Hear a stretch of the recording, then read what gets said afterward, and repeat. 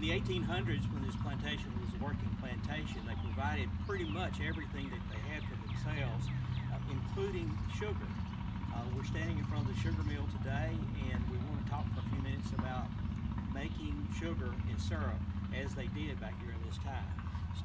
I'm standing behind what is going to be sugar cane. As it's the springtime, it's just now coming up. These little shoots here will become sugar cane stalks by about August or September. They'll end up being about an inch, inch and a half around, and probably 6 to 7 feet tall. They would plant enough sugar cane in order to prepare enough sugar and enough syrup to last them for a whole year. So that would mean they might plant several acres of sugar cane in order to get that done.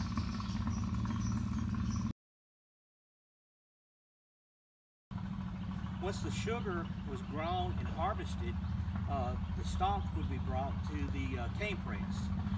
This pole right here would have an animal, probably either a donkey or a mule or a horse, tied to the end of it, and they would walk in a circle all day long.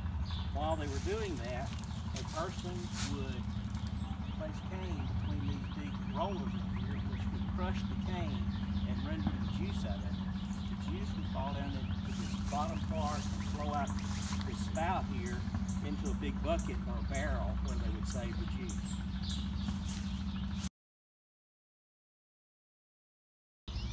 The next step in making sugar cane turn into sugar and syrup would be to build a fire under the kettles.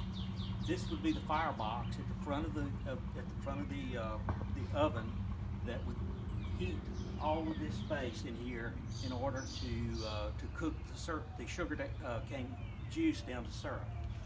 Probably about 2/3 of this wood was placed on this rack at any given time and lit on fire. They would have to keep the fire going for 3 or 4 days in order to get this whole thing hot enough to be able to use it to generate the sugar.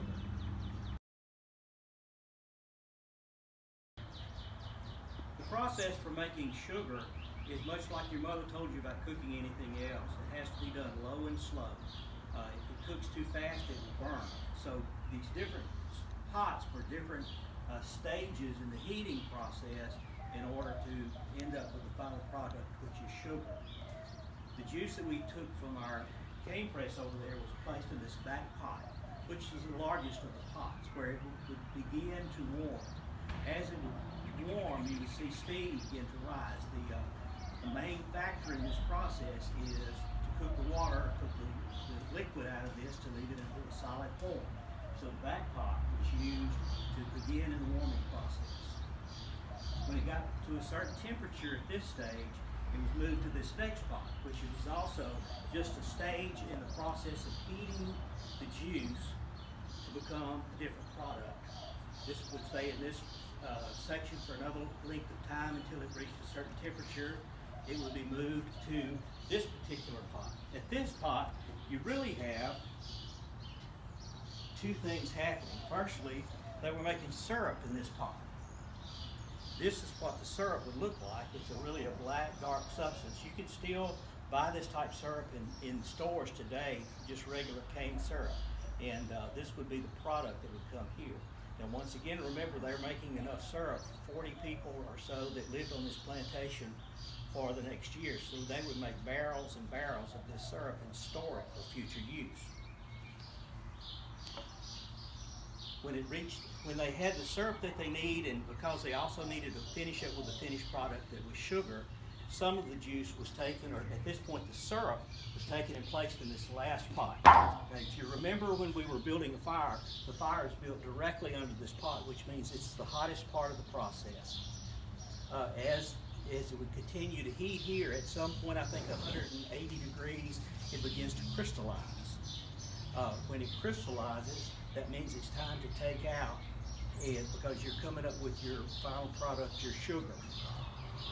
As it begins to crystallize, it will take it out of this pot and place it in a container. We have a box that we built for this process for when we make sugar here. The syrup or the crystallized, it's really kind of a molasses at that point. is placed in that box. The molasses really drains out the bottom, so when you're talking about molasses, it's a product that's even another side product. Molasses is used a lot in order to flavor cattle feed, as well as people would actually eat the molasses. But the molasses would come out, what would be left would be hard sugar. It would be in a rock form or a sheet form, and they would take that and break it up. When they would break it up, this is sugar that we have made in the past here. See, it's real dark. This is a raw sugar. It's not white and granulized like what you see as refined sugar in the store today.